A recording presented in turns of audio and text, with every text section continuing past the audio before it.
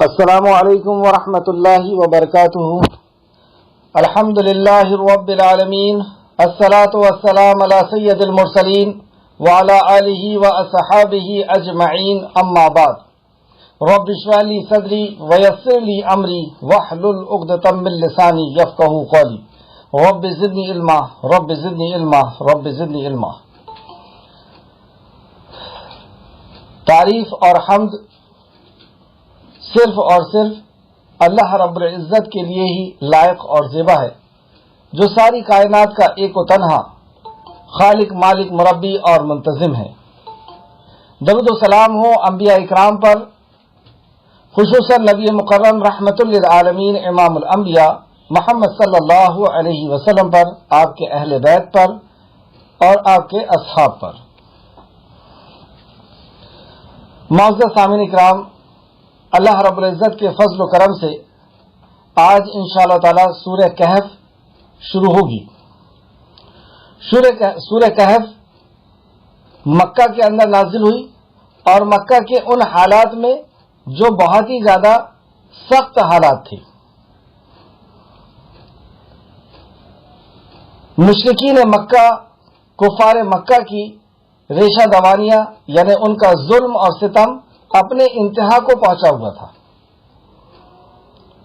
اس وقت اللہ رب العزت نے سورہ کہف کو نازل فرمایا۔ سورہ کہف کی احادیث کے اندر بہت فضیلت آتی ہے، چند فضیلت نوٹ کریں۔ سب سے پہلے جو امام بخاری اور مسلم اور مسند احمد نے روایت کیا ہے، سیدنا برا بن عازب رضی اللہ عنہ بیان کرتے ہیں کہ ایک صحابی نے سورہ کہف کی تلاوت شروع کی۔ ایک صحابی، ان کا نام ہے سعید بن حذیر رضی اللہ عنہ، اور انہوں نے جو تلاوت شروع کی یہ نماز کے اندر تلاوت کر رہے تھے۔ تو پھر سے سینٹنس دیکھتے ہیں۔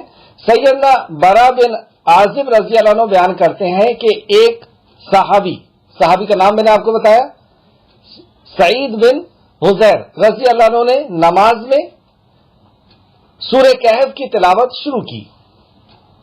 ان کے گھر میں ایک گھوڑا تھا جس نے اچکنا، کودنا اور بدکنا شروع کر دیا۔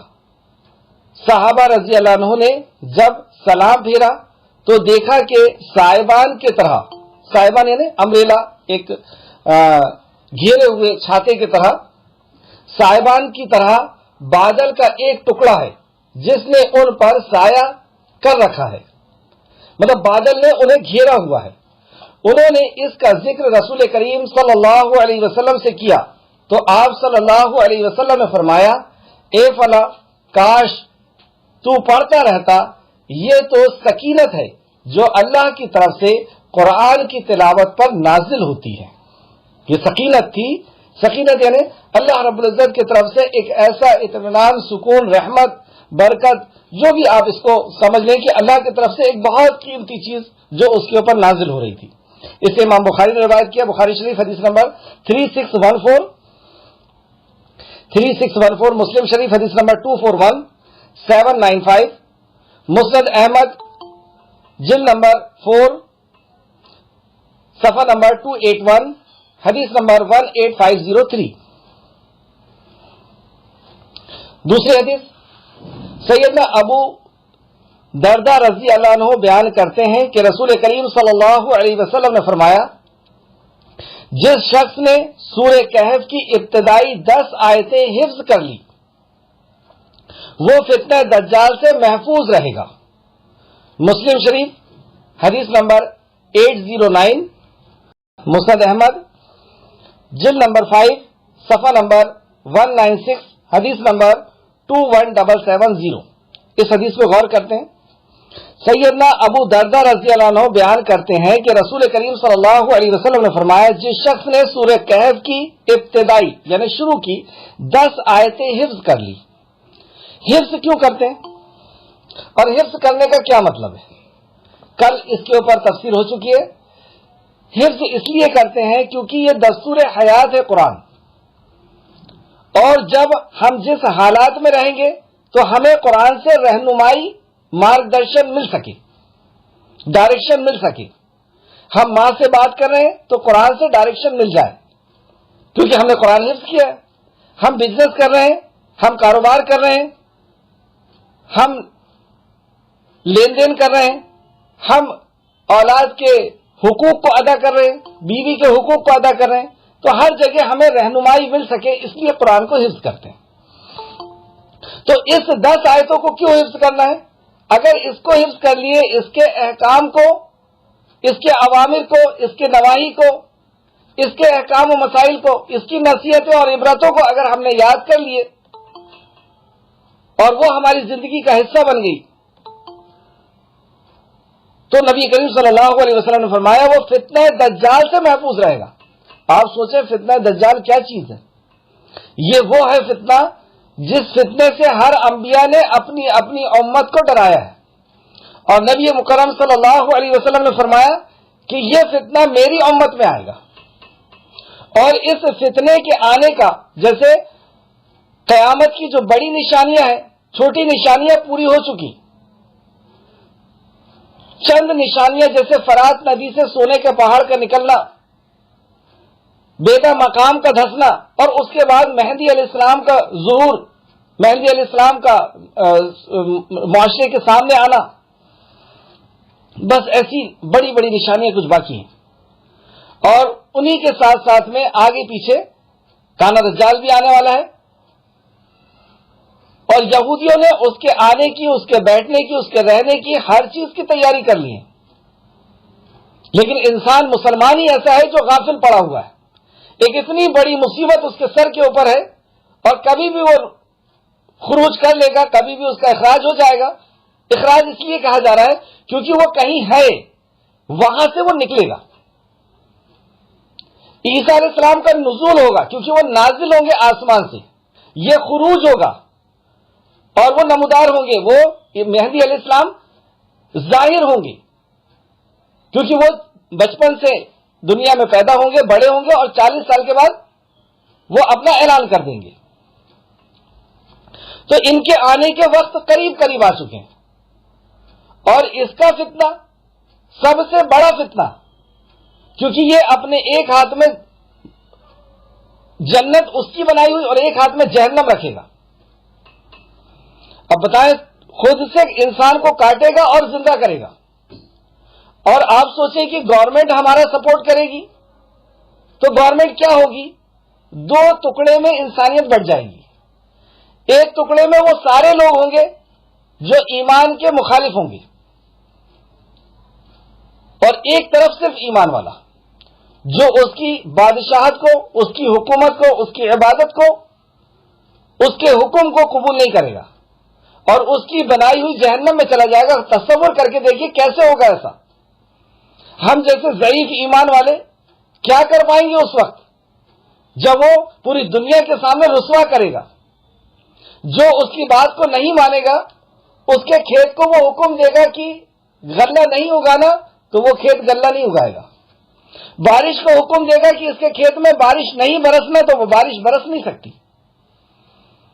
जब इंसान ये कहेगा कि तू रब नहीं है, मेरा रब मारता है और जिलाता है, तो वो मार देगा और जिंदा कर देगा।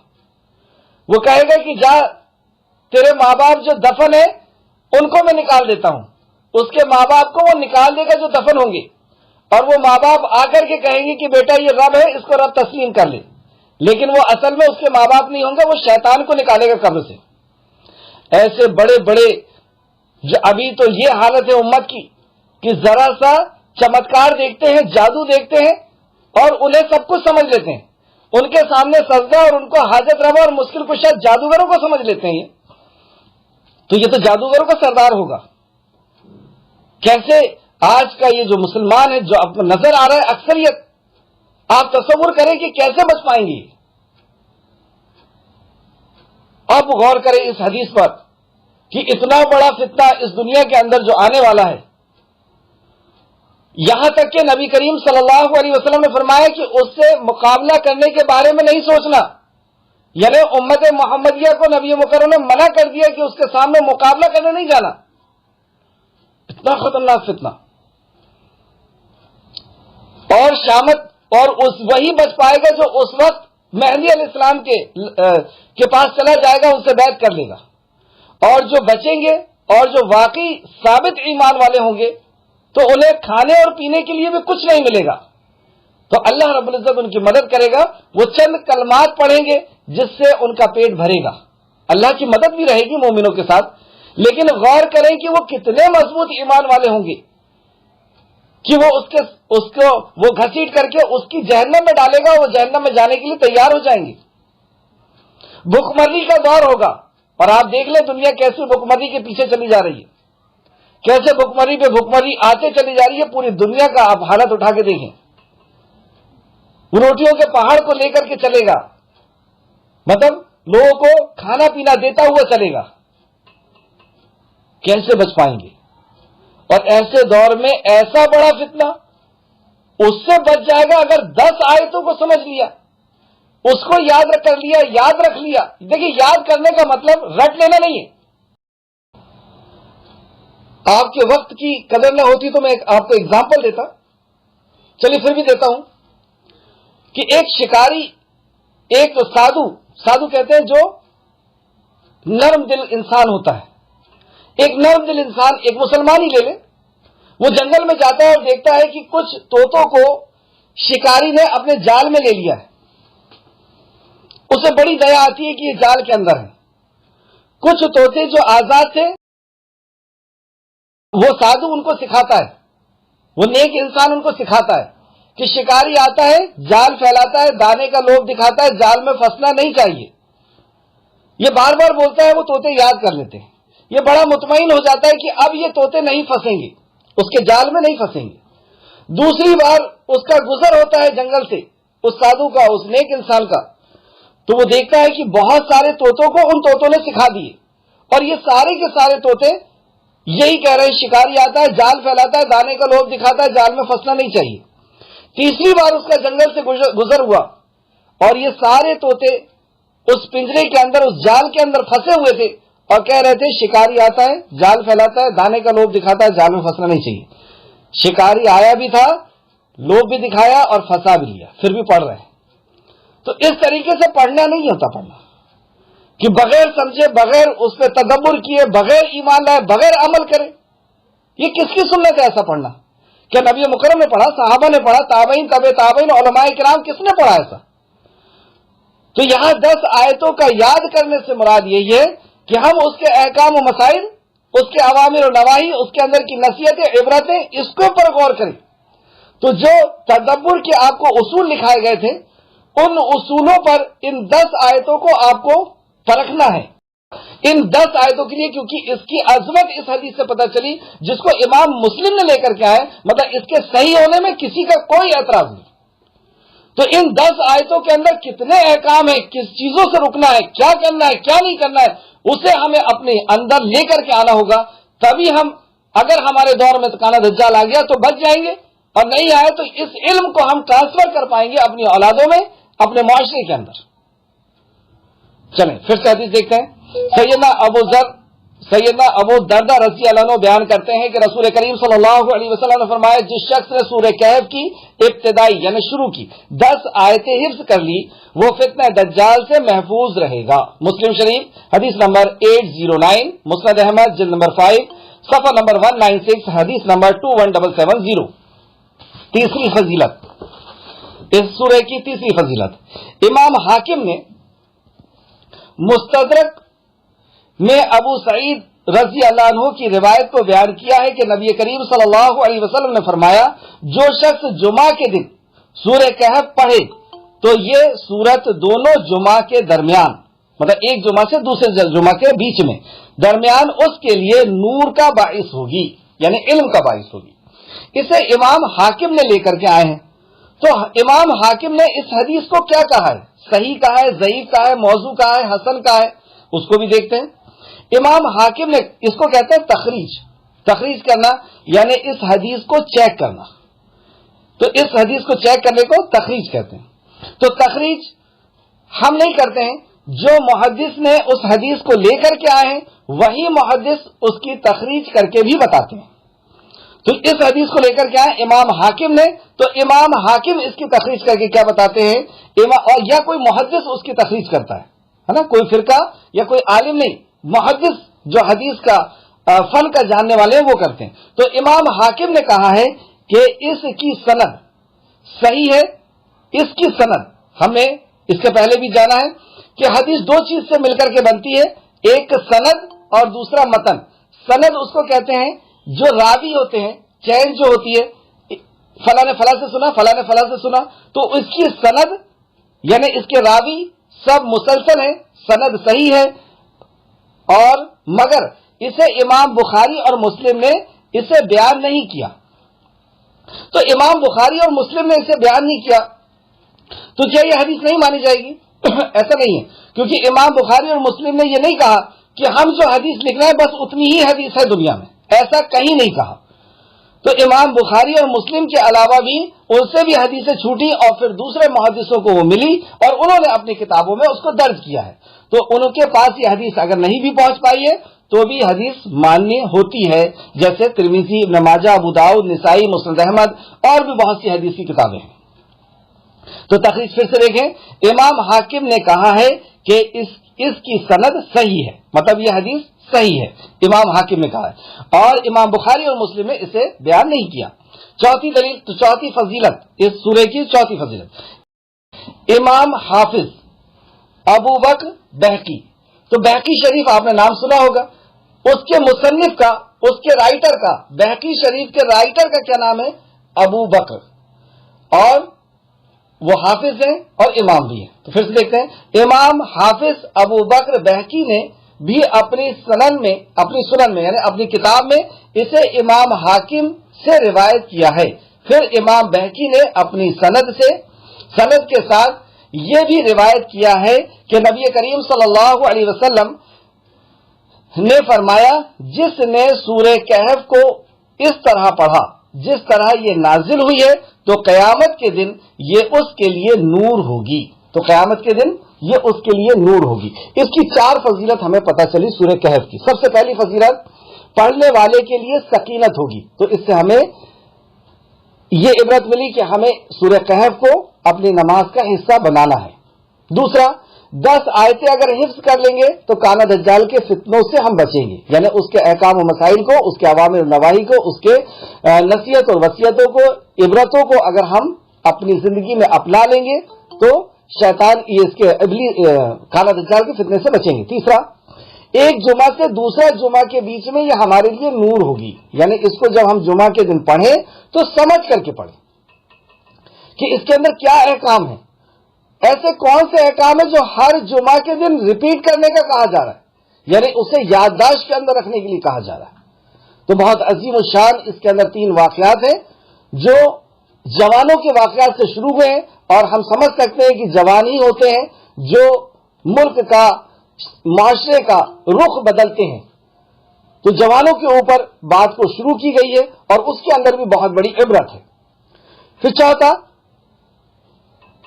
اس طرح پڑھا جس طرح یہ نازل ہوئی ہے، یعنی صحیح لفظوں کی ادائیگی کے ساتھ، مخرج کے ساتھ، صحیح انداز سے اگر اس کو پڑھیں گے تو یہ قیامت کے دن اس کے لیے نور ہوگی، علم نور ہوگی، یعنی روشنی ہوگی۔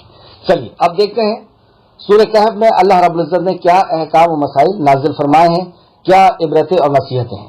اعوذ باللہ من الشیطان الرجیم۔ اے اللہ، ہم ہمیشہ جب بھی سورت شروع کرتے ہیں تو اعوذ باللہ من الشیطان الرجیم بسم اللہ الرحمن الرحیم پڑھتے ہیں۔ یہ رسم نہیں ہے، یہ پوری دل کی کیفیت کے ساتھ، احساس کے ساتھ، پورے جذبات کے ساتھ ہمیں پڑھنا ہے۔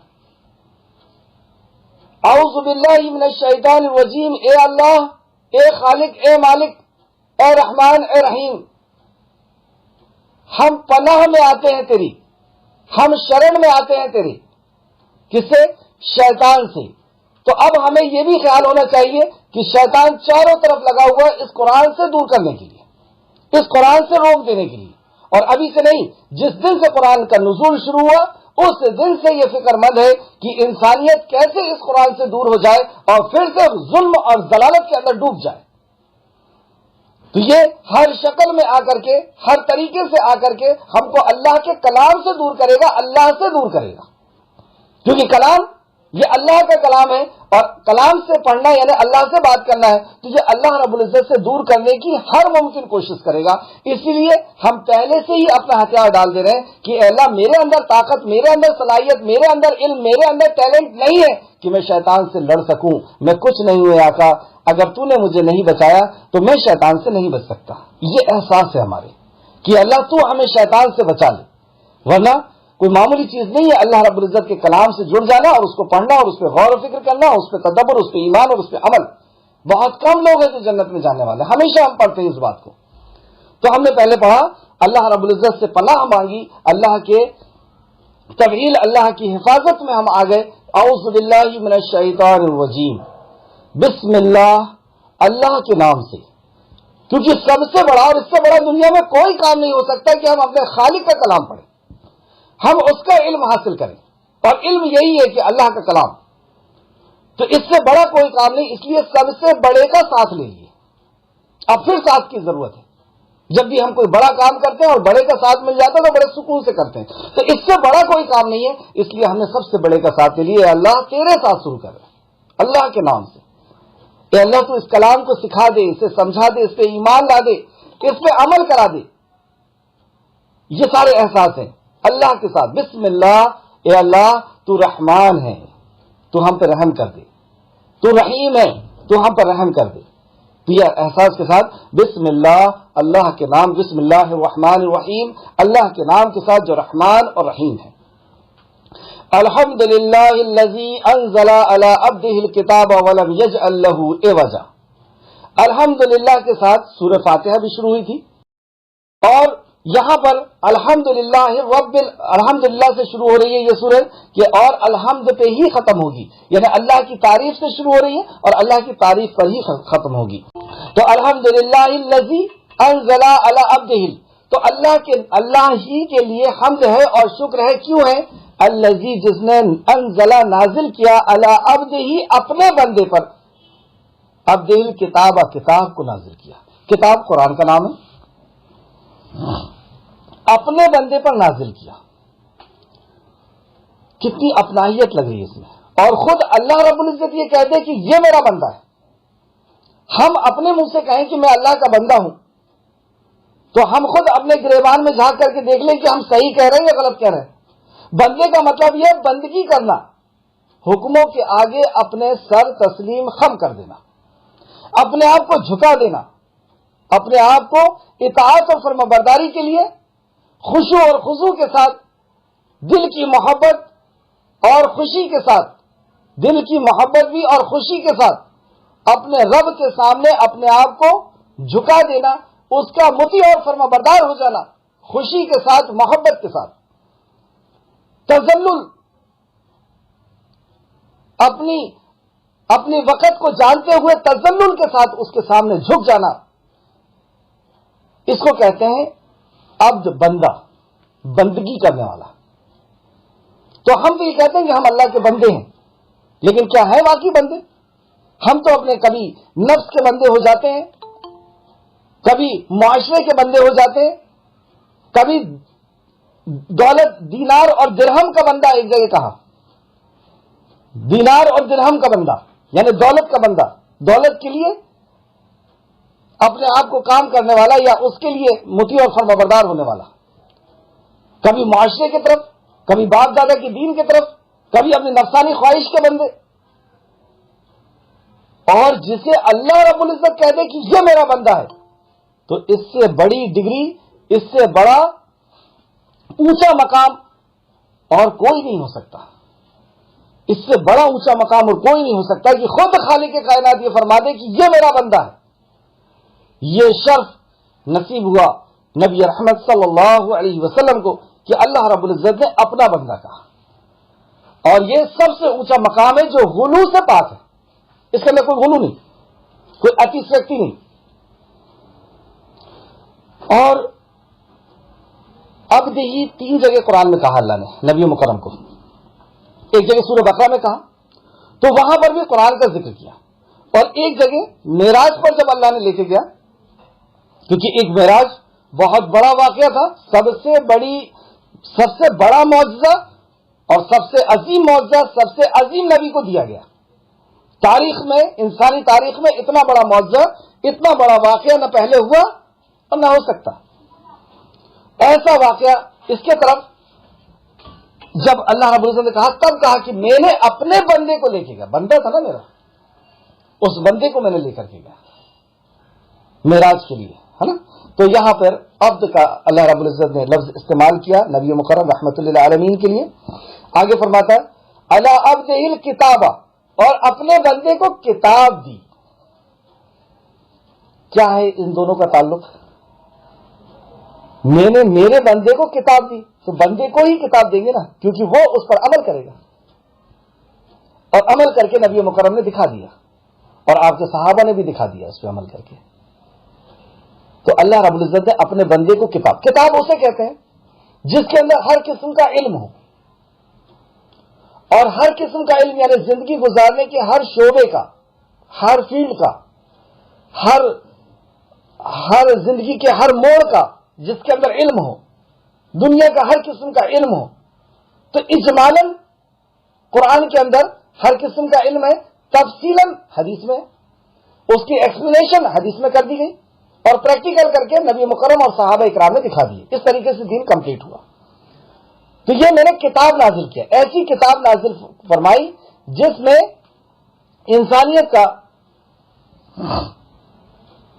کے لیے ہر رہنمائی اس کے اندر ہے۔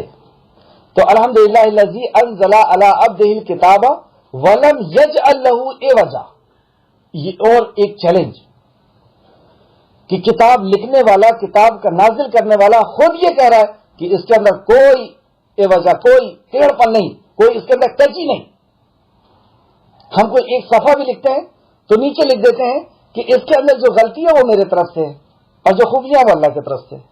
ہر رائٹر، ہر کتاب لکھنے والا یہ ضرور لکھتا ہے کہ اس کے اندر کمی ہوگی، کیونکہ انسانیت کا تقاضا ہے۔ لیکن اللہ رب العزت نے جب قرآن کو شروع کیا تب یہ کہا الف لام میم ذالک الکتاب لا ریب، اس کے اندر کوئی ریب نہیں، ڈھونڈ لو، قیامت تک ڈھونڈتے رہو اس کے اندر ریب۔ اور یہاں پہ بھی کہہ دیا کوئی کجی نہیں، ڈھونڈ لو، چیلنج ہی، کوئی کمی نکال کر کے دکھا دو، کوئی جھوٹ نکال کر کے دکھا دو، کوئی غلط بات نکال کر کے دکھا دو، کوئی نہ ہونے والی بات نکال کر کے دکھا دو، کوئی قانون کو غلط کر کے دکھا دو۔ یہ پہلی آیت تھی۔ تو پہلی آیت میں ہمیں کیا نصیحت اور وصیت ملی؟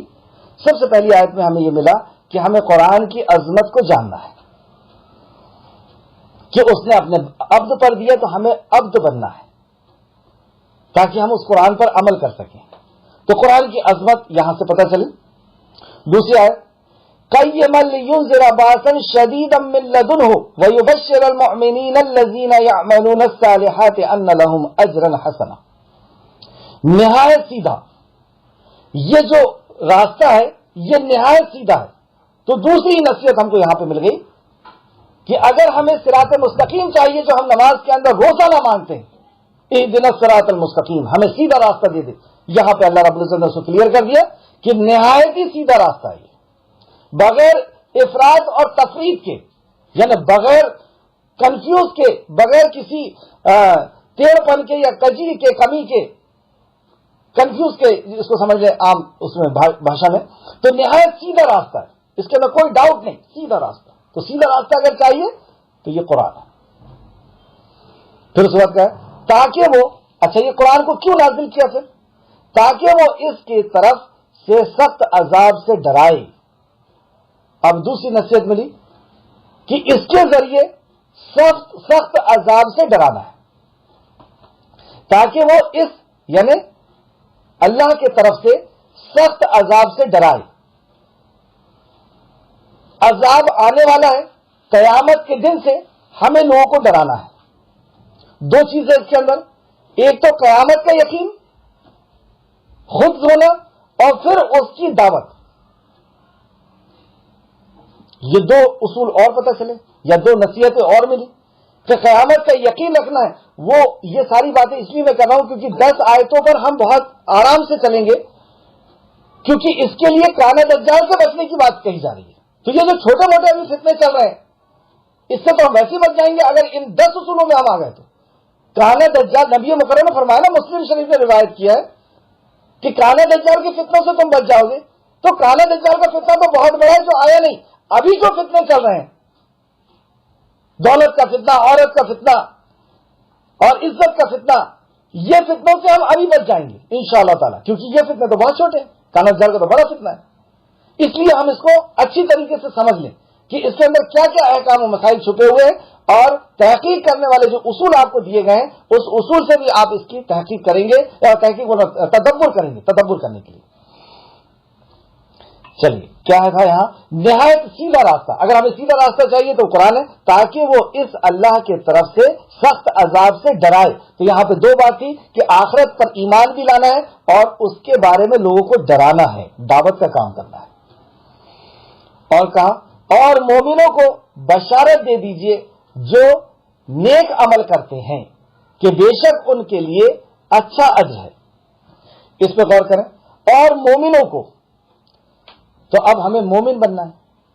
مومن کیا ہوتا ہے؟ مومن وہ ہوتا ہے جو بنیاد جو ہے مومن کی، وہ جو 6 چیزیں ہیں: اللہ پر ایمان، تو اللہ کی وحدانیت پر ایمان، نبیوں پر ایمان، کتابوں پہ، مرنے کے بعد کی زندگی پہ، تقدیر پہ، کتاب 6 چیزوں پر ایمان. تو وہ ایمان والا ہمیں بننا ہے، یقین والا، ان 6 چیزوں پر آستہ، یقین، وشواس مضبوط. اور ایمان کی موجودگی میں پھر ایک چیز اور چاہیے، اور اس ایمان کی دعوت 13 سال نبی مکرم نے دیے. یعنی 13 سال جو سلیبس نازل ہوا آسمان سے، وہی نازل ہوئی، وہ صرف اس ایمان پہ نازل ہوئی، عقیدے پہ، توحید پر. اور اس ایمان کے بعد پھر دوسری چیز مدینہ کے اندر جو آئی تھی، اس کو بھی یہاں مکہ میں ذکر کیا گیا. اور مومنوں کے لیے بشارت ہو جو نیک عمل کرتے ہیں. نیک عمل کیا ہوتا ہے؟ ایمان کی موجودگی میں نیک عمل کی بات کہی جا رہی ہے. یعنی ایمان اگر نہیں ہے تو نیک عمل کرنے کا کہیں قرآن کے اندر، حدیث کے اندر آپ کو نہیں مل سکتا، کیونکہ ایمان والے کے لیے نیک عمل کا حکم ہے. جو ایمان والا نہیں ہے اس کے لیے نیک عمل کا کہیں حکم نہیں ہے، نہ قرآن میں نہ حدیث میں. تو پہلے ایمان لانا ہے، اس کے بعد جیسے کہتے ہیں نا کہ آپ کو 11th میں جانا ہے تو 10th کا آپ کو پاس کرنا ہوگا. اس طریقے سے اگر کوئی کام آپ کو کرنا ہے، نیک کام کرنا ہے، تو پہلے ایمان والے بننا ہوگا. تو ایمان کے بعد عمل صالح کی بات ہوئی. عمل صالح کسے کہتے ہیں؟ عمل صالح وہ جس کے اندر 2 خوبیاں ہوں، ایک اخلاص اور دوسرا سنت، نبی کریم صلی اللہ علیہ وسلم کا طریقہ. اب اس پہ غور کریں آپ. اخلاص کا اپوزٹ کیا ہے؟ اخلاص کا اپوزٹ، اخلاص یعنی صرف اللہ کی رضا کے لیے، اور اخلاص کا اپوزٹ شرک ہوتا ہے، غیر کی رضا یعنی شرک. اور سنت کا اپوزٹ بدعت ہوتا ہے.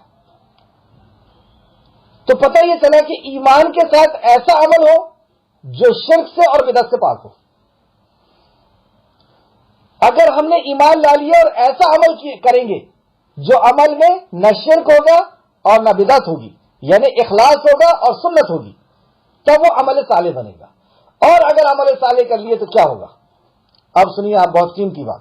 اگر ہم نے ایمان لا لیا اور عمل صالح کر لیے تو کیا ہوگا؟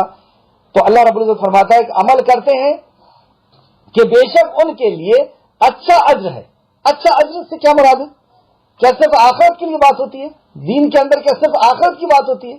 دین کے اندر ہمیشہ ہمیشہ، اور میں اس کو بار بار دہراتا اسی لیے ہوں کیونکہ شیطان نے آج سب کے ذہنوں کے اندر، اکثریت کے ذہنوں کے اندر یہ بات ڈال دی ہے کہ تم دین کی طرف آ جاؤ گے تو آزمائش تمہارے پر آئے گی، مصیبت تمہارے پر آئے گی. اگر ایسا آپ سوچ رہے ہیں تو دین سے ہٹ کر کے دیکھ لیجئے، نماز چھوڑ دیجئے، اللہ سے تعلق چھوڑ دیجئے، کیا مصیبت ختم ہو جائے گی؟ مصیبت ختم نہیں ہونے والی. جو نماز روزہ حج زکات نہیں کرتے کیا ان کے اوپر مصیبتیں نہیں آتی؟ یہ مصیبتیں، یہ پریشانیاں تو لکھی ہوئی ہیں. جو لکھی ہے وہ تو لکھی ہوئی ہے، وہ تو آ کر کے رہے گی. ہاں اگر ہم اللہ سے دعا کریں گے تو وہی تقدیر کا بنانے والا وہ مٹا دے گا انشاءاللہ تعالی. تو یہاں پر جو فرمایا گیا کہ ایمان لائیں گے اور عمل صالح کریں گے تو ان کے لیے بے شک ان کے لیے اچھا اجر ہے. اچھا اجر یہ دنیا میں بھی ہے اور آخرت میں بھی ہے.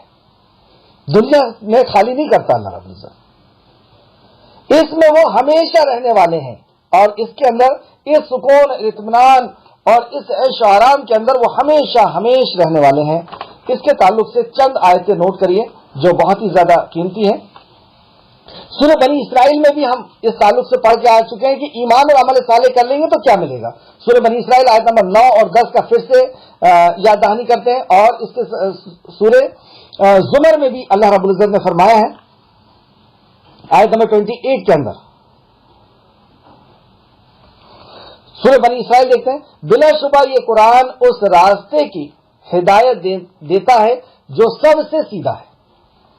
یہ وہ قرآن ہے, صراط مستقیم چاہیے, روز نماز میں مانگتے ہو, آ جاؤ قرآن کی طرف. پھر سے دیکھیں, بلا شبہ اس میں کوئی شک نہیں کہ یہ قرآن اس راستے کی ہدایت دیتا ہے جو سب سے سیدھا ہے, اور ان ایمان والوں کو جو نیک عمل کرتے ہیں. پھر یہاں پہ بات ہوئی ایمان والے ہیں, تو اب اللہ رب العزت نے نیک عمل کا حکم دیا, اور نیک عمل کی ہم تفسیر سمجھ چکے ہیں. ایمان لاتے ہیں اور نیک عمل کرتے ہیں, بشارت دیتا ہے. کون بشارت دیتا ہے؟ ہمارا خالق بشارت دیتا ہے, جس نے ہمیں تخلیق کیا, جس نے زمین آسمان اور سورج چاند کی تخلیق کیا, پیدا کیا. وہ بشارت دیتا ہے, خوشخبری دیتا ہے کہ بے شک ان کے لیے بہت بڑا اجر ہے, بہت بڑا اجر ہے. اور یہ کہ بے شک جو لوگ آخرت پر ایمان نہیں رکھتے, ہم نے ان کے لیے دردناک عذاب تیار کر رکھا ہے. دونوں چیز بیلنس ہو گئی. اگر آخرت پر ایمان رکھ لیں گے اور عمل صالح کر لیں گے تو اجر ملے گا, اور نہیں تو.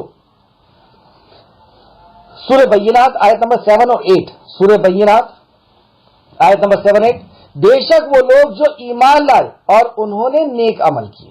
اچھا, یہ ایمان لائے اور نیک عمل کیا اور اس کے بعد بشارت اللہ کی طرف سے, خوشخبری جنت کی. یہ آیت پتہ ہے قرآن کے اندر 100 مقام پر آئی ہے یہ آیت. میں صرف 2 ہی بیان کر رہا ہوں. تو بے شک, اور ہر جگہ الگ الگ انداز میں خوشخبری اور بشارتیں دی گئی. ایک جگہ کہا کہ میں تمہیں حکومت دوں گا, یہ 2 کام کر لو, بادشاہت دینے کی بات کی اللہ نے. کہیں کہا عزت دوں گا. ہر جگہ الگ الگ طریقے سے, اور کئی جگہ تو آخرت کے بارے میں اللہ نے کہا. تو بے شک وہ لوگ جو ایمان لائے اور انہوں نے نیک عمل کیے, وہی مخلوق میں سب سے بہتر ہیں. اللہ اکبر, اس سے بڑی بات اور کیا ہو سکتی ہے؟ مخلوق میں سب سے بہتر بننا ہے, تو مخلوق میں سب سے بہتر وہ ہے. اللہ نے فرما دیا سورہ بینات آیت نمبر 7 اور 8 کے اندر کہ جس نے ایمان لایا اور نیک عمل کیے, وہی مخلوق میں سب سے بہتر ہے. ان کا بدلہ, اب جب یہ سب سے بہتر ہو گیا مخلوق کے اندر, تو ان کا بدلہ ان کے رب کے ہاں ہمیشہ رہنے والے باغات ہیں. ہمیشہ رہنے والے باغات. کس نے وعدہ کیا؟ جس نے 60 سال کے لیے یہ بہترین دنیا دیا ہے, وہی وعدہ کر رہا ہے کہ ہمیشہ کے لیے دوں گا. جن کے نیچے نہریں بہتی ہیں, وہ ان میں ہمیشہ رہنے والے ہیں اور ہمیشہ رہنے والے ہیں. اللہ ان سے راضی ہوا اور وہ اللہ سے راضی ہوئے. رضی اللہ عنہ و رضوا عنہ. کون لوگ ہیں یہ وہ لوگ ہیں جو ایمان لالے اور عمل صالح کر لیں. یہ اس شخص کے لیے ہے جو اپنے رب سے ڈر گیا. تو اس آیت کے اندر 3 چیز بیان کی گئی, ایمان, عمل صالح اور تقوی. اللہ سے ڈر گیا مخلوق کے اندر سب سے اونچا ہے اور ہمیشہ کی جنت ہے. چند حدیث دیکھتے ہیں.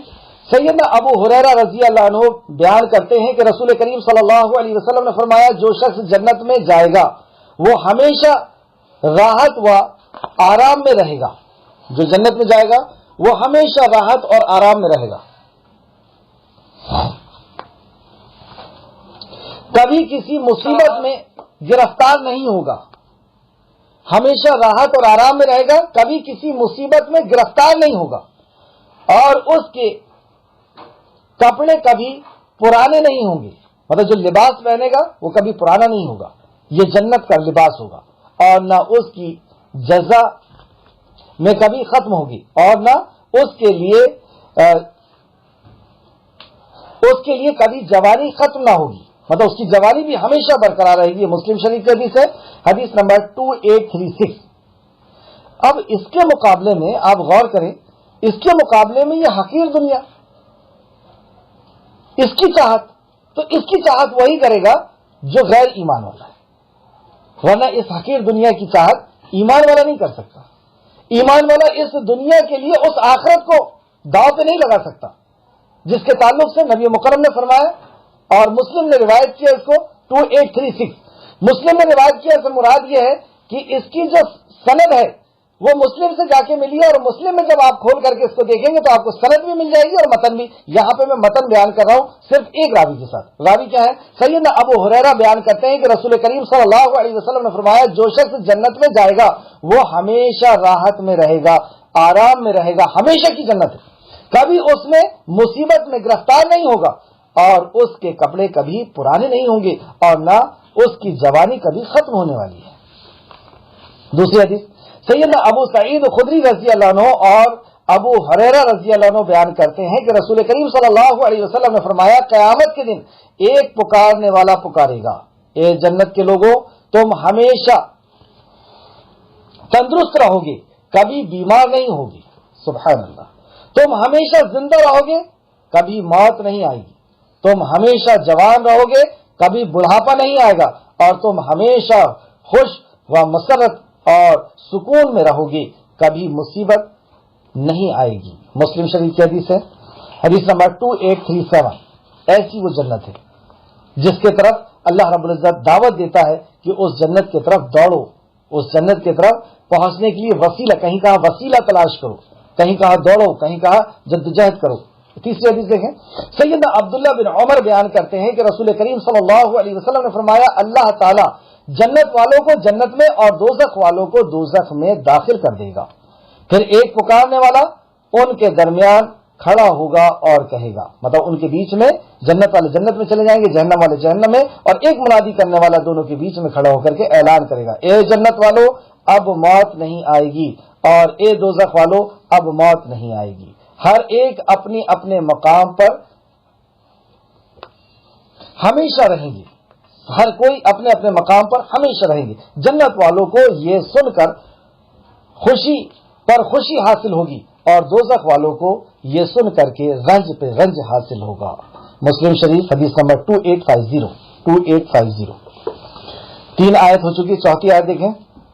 یہ ہے جنت، اور کتنی آسان، صرف 2 کام کرنا ہے. ایمان لانا ہے، یعنی ایمانیات کو سمجھنا ہے. سورہ بقرہ کی ابتدائی آیتوں میں ایمان کے تعلق سے کافی بات ہو چکی ہے، تو ایمان ہم آ جائے گا، اور پھر اس کے بعد عمل صالح. عمل صالح وہ جس کے اندر اخلاص ہو، نبی مکرم صلی اللہ علیہ وسلم کا طریقہ. تو اخلاص تو ہم اپنے دل کو جھانک کر کے دیکھ سکتے ہیں کہ ہم اللہ کی رضا کے لیے کر رہے ہیں یا دنیا کی رضا کے لیے کر رہے ہیں، لیکن نبی کا طریقہ کہاں سے ملے گا؟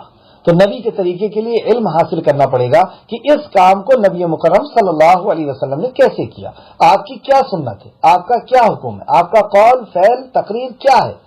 تو اس حساب سے پھر ہم اس عمل کو کریں گے. تو ہمارے عمل کے اندر شرک اور بدعت نہ ہو، کیونکہ اگر اخلاص نہیں ہوگا تو ظاہر سی بات ہے شرک ہوگا، اور اگر سنت نہیں ہوگی تو ظاہر سی بات ہے کہ پھر بدعت ہوگی. تو اللہ رب العزت یہ 2 عمل ہم کر لیں، یعنی ایمان لانے اور ایمان لانے اور عمل صالح کر لیں، تو اللہ رب العزت نے ایک جگہ وعدہ نہیں کیا، قرآن میں 100 مقام پر وعدہ کیا کہ وہ جنت عطا فرمائے گا کہ جس کے نیچے نہریں ہوں گی اور جو ہمیشہ ہمیش کی جنت ہوگی. اللہ رب العزت ہم سب کو یہ 2 کام کرنے کی توفیق اور رفیق عطا فرمائے. ہم سب کو جنت میں ہم سب کو جنت میں داخل فرمائے. جیسے یہاں پر ہم ساتھ میں بیٹھ کے اے آقا تیرے کلام کو پڑھ رہے ہیں، وہاں پر ہم سب ساتھ میں ہو کر کے تیرے سے تیرے کلام کو سنیں، ہے نا. جنت میں اللہ رب العزت کا بھی اللہ کلام خود سنائے گا انشاءاللہ تعالی. تو اس میں وہ ہمیشہ رہنے والے ہیں انشاءاللہ. میں نے اس لیے کہا کہ اللہ رب العزت ہمیں بھی یہ توفیق دے دے کہ ہم وہاں پہ پہنچ جائیں اور ہم اللہ رب العزت کے کلام کو سنیں. اس میں وہ ہمیشہ رہنے والے ہیں. آیت نمبر 4. اور وہ لوگ کو ڈراؤ جنہوں نے کہا کہ اللہ نے کوئی اولاد بنائی ہے. استغفر اللہ. یہ ایک احکام اور ہمارے لیے آیا،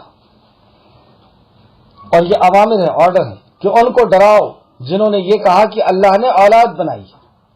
آپ غور کریں کہ ہم سورہ اخلاص سب سے زیادہ پڑھتے ہیں، قل واللہ احد کی صورت سب کو بہت پسند ہوتی ہے، اور میں سمجھتا ہوں کہ ہر نماز میں پڑھتے ہیں. اور اس کے اندر جو آرڈر ہے اللہ رب العزت کا، اگر ہم نے اس آرڈر کو پورا نہ کیا تو، جس کو ہم بار بار دہرا رہے ہیں، اور جس آرڈر کو دہرا رہے ہیں وہی آرڈر کو ہم عمل نہ کریں. جیسے اگزامپل کے طور پہ ہمارے والد یہ کہیں کہ بیٹا کماؤ، کمانے کے لیے جاؤ، کوئی کاروبار کرو، اور ہم جتنے بھی مہمان آتے ہیں گھر کے اندر 10 بار لوگوں کو بتا رہے ہیں کہ ابو کہتے ہیں کہ کاروبار کے لیے جاؤ کمانے جاؤ، ابا کہتے ہیں کاروبار کے لیے جاؤ کمانے جاؤ، دن بھر میں کتنے بار بتا رہے ہیں؟ 5 بار، اور اس کے بعد کمانے نہ جائیں، کتنی بڑی بے ادبی کر رہے ہیں، نافرمانی کر رہے ہیں۔ تو سورہ اخلاص میں کون سا حکم ہے؟ سورہ اخلاص میں پہلی لفظ میں حکم ہے، امر ہے، قل کہو، کیا کہا ہم نے؟ کس کو کہو؟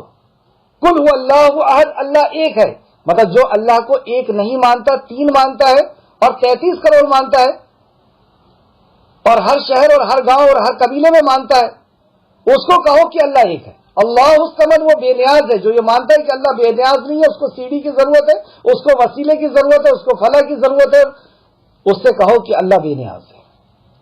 لم یلد ولم یولد، نہ اس نے کسی کو جنا نہ وہ کسی سے جنا گیا۔ کس کو کہیں گے آپ؟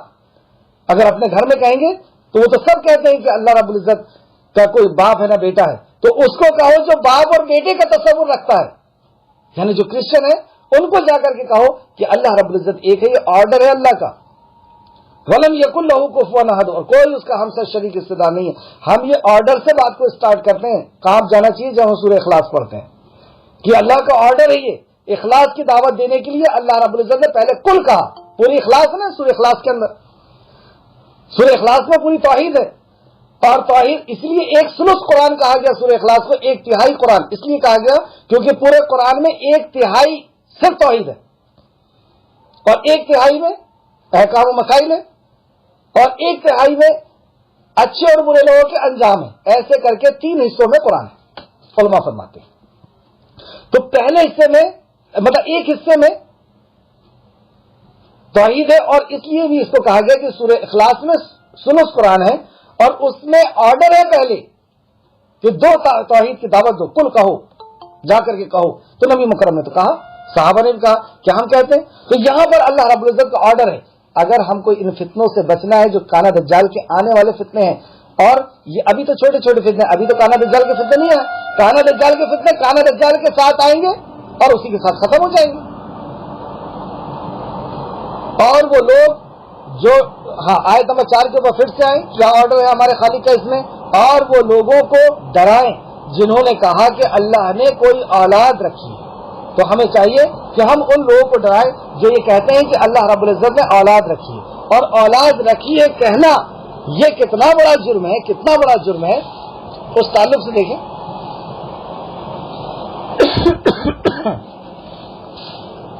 سورہ مریم کے اندر اللہ رب العزت نے بتایا، سورہ مریم کی آخری رکوع میں، وقت کافی ہو گیا نہیں تو میں ان آیتوں کو بھی سناتا، جس کے اندر اللہ رب العزت نے کہا کہ جس نے یہ کہا کہ اللہ نے اولاد رکھی ہے اس نے ایک بری بات کہی۔ کچھ ترجمہ کرنے والوں نے تو یہاں تک لکھا کہ انہوں نے بری بات کہی، یعنی بریکٹ میں انہوں نے گالی دی، کیونکہ ایک حدیث میں اللہ رب العزت نے جس میں اولاد کا تصور رکھا ہے اس کو یہ کہا کہ اس نے گالی دی، اللہ کو گالی دی۔ ہمارے ماں باپ کو کوئی گالی دے پورے جسم کے اندر آگ لگتی، ہمارے خالق کو کوئی گالی دے ہمیں کوئی فرق نہیں پڑتا، ہماری زبان تک نہیں اٹھتی کہ ہم اپنے کرسچن دوستوں کو، اپنے کرسچن بھائیوں کو یہ بتائیں کہ اللہ رب العزت ایک ہے، وہ اولاد نہیں رکھتا، یہ اس عیب سے پاک ہے۔ تو اللہ رب العزت نے سورہ مریم کی آخری آیتوں میں فرمایا کہ اگر یہ جو جرم کرتے ہیں، اس جرم سے مخلوق اس قدر متاثر ہوتی ہے کہ اگر اللہ آسمان کو نہ تھامے تو اللہ آسمان پھٹ پڑے ان کے اوپر، زمین شق ہو جائے انہیں دھسا دے، اور پہاڑ گر پڑے یعنی ریزہ ریزہ ہو کر کے بہ پڑے۔ کیوں نہیں ہو رہا ایسا؟ کیوں نہیں پھٹ رہا یہ؟ کیوں نہیں دھس رہی زمین؟ کیونکہ ابھی ایگزام چل رہا ہے، اس لیے اللہ رب العزت نے ڈھیل دے کر کے رکھی ہے۔ ایک دن آئے گا کہ پوری دنیا کو اللہ ختم کرے گا۔ اتنا بڑا جرم ہے یہ کہ پوری دنیا اس سے، حدود کو دیکھیں آپ کتنا متاثر ہوا تھا۔ تو بہرحال یہاں پر ہمیں ایک آرڈر ملا کہ ہم جو ایسا عقیدہ رکھتے ہیں کہ اللہ رب العزت اولاد رکھتا ہے تو ہمیں چاہیے کہ ہم ان کو جا کر کے بتائیں کہ ہمارا رب اس عیب سے پاک ہے، انہیں سورہ اخلاص سنائیں کہ وہ ایک ہے اور اس کے جیسا اس کا ہمسر شریک، اور وہ کسی سے کمزور نہیں، کسی کی کوئی کمزوری اس کی نہیں ہے، लम यलिद वलम यूलद, ना वो किसी से जना गया ना वो उसने किसी को जना है, ना उसका कोई बाप है ना बेटा। जना का मतलब ये होता है कि उससे कोई चीज नहीं निकली। जैसे हमारे कुछ मुसलमान भाई भी कहते हैं नूरम मिन नूरिल्लाह, नूर से नूर निकला। तो आप गौर करें, एक बड़ा पत्थर है, उससे कोई छोटा पत्थर निकलेगा तो उसको आप क्या कहेंगे? पत्थर ही कहेंगे ना। तो नूर से अगर नूर निकलेगा तो वो भी तो नूर होगा। तो अल्लाह से अगर कोई नूर निकलेगा तो वो क्या अल्लाह नहीं होगा? अस्तगफिरुल्लाह। इसलिए यहां पे कहा जाता है कोई अल्लाह लम यलिद वलम यूलद, ना उसने किसी को जना ना वो किसी से जना गया। खास सीधी सीधी बात। और तौहीद के अंदर कोई हिकमत की जरूरत नहीं। तौहीद की दावत देना यही ऐन हिकमत है। अगर तौहीद की दावत नहीं दी है और सारी दावत देकर के और सारी चीजों के ऊपर अगर हमने उम्मत को लेकर के आ गए, कोई फायदा नहीं। क्योंकि अमल साले की शर्त क्या है? शिर्क से पाक हो वो अमल और बिदअत से पाक हो। आगे आए तो इसके अंदर एक अमर था। आज की क्लास की आखिर आयत, ना उन्हें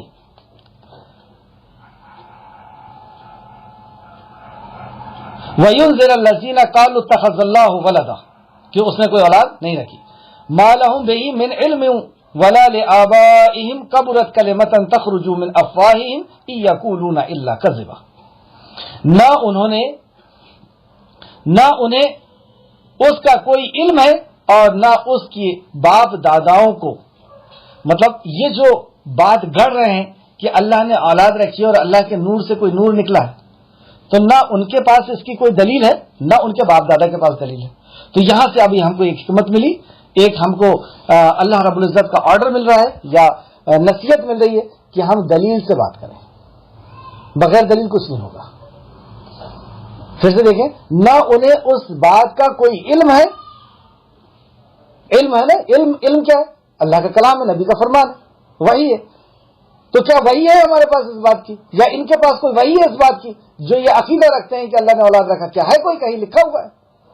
तो हमें हर बात दीन के अंदर दलील के साथ होगा। क्योंकि जब यहूदी और नसरानी आके नबी मुकर्रम से बहस करते थे तो जिब्राइल अलैहिस्सलाम वही लेकर के आए, हाथू बुरहानुकुम इन कुंतुम सादिकीन, अगर तुम सच्चे हो तो दलील पेश करो। तो जो सच्चा होता है वो दलील पेश करेगा। फिर देखें, ना उसे उसका कोई इल्म है और ना उनके बाप दादा को, मगर बगैर इल्म के ये इतना बड़ा बहतान, इतनी बड़ी कमजोरी अल्लाह रब्बुल इज्जत के ऊपर लगा रहे हैं, इतना बड़ा ऐब अल्लाह रब्बुल इज्जत के ऊपर लगा रहे हैं कि उसको औलाद की जरूरत है या उसको बुढ़ापा आएगा या उसको वंश चलाना। नाउज़ुबिल्लाह, अस्तगफिरुल्लाह, अस्तगफिरुल्लाह। अल्लाह रब्बुल इज्जत इन सारे ऐबों से पाक है। अल्लाह ला इलाहा इल्ला हुवल हय्युल क़य्यूम, हमेशा से और हमेशा रहने वाला है। उसे ऊंघ और उसे नींद और उसे बुढ़ापा और उसे कमजोरी और उसे थकान, ये सारे ऐब से हमारा खालिक हमेशा से पाक रहा है और हमेशा पाक रहेगा। अभी तक पाक रहा है और हमेशा पाक रहेगा। ना उन्हें उसका कोई इल्म है ना उनके बाप दादा को। बड़ी ही खतरनाक बात, बड़ी ही बात है जो उनके मुंहों से निकलती है। देखिए यहां पे भी कहा ना, बड़ी ही बुरी बात है जो उनके मुंह से निकल रही है, बहुत बड़ी बात है ये। वो तो सरासर झूठ ही बकते हैं, मतलब अपने खालिक के लिए झूठ बकते हैं, वो सरासर झूठ ही बकते हैं। तो अल्लाह रब्बुल इज्जत से दुआ है कि जो कुछ भी हमने पढ़ा उसमें हमें मजीद गौर फिक्र करने, तदब्बुर करने और तदब्बुर के जो उसूल बताए हैं उन उसूलों के साथ और भी खुद गौर फिक्र करें और सही हदीस की रोशनी में, सही तफासीर की रोशनी में उसको समझने की अल्लाह रब्बुल इज्जत हम सबको फिर से तौफीक अता फरमाए। और जब तक इस्लाम के अंदर रखे, इन उसूलों के साथ जो 10 आयतों के अंदर सूरह कहफ की 10 आयतों के अंदर जो उसूल बताए गए हैं, जो अवामिर और नवाही बताई गई है, जो नसीहतें और वसीयतें बताई गई हैं, जो इबरतें बताई गई हैं, अल्लाह रब्बुल इज्जत उसके मुताबिक हम सबको चलने की तौफीक दे ताकि हम सब काना दज्जाल के फितनों से बच सकें।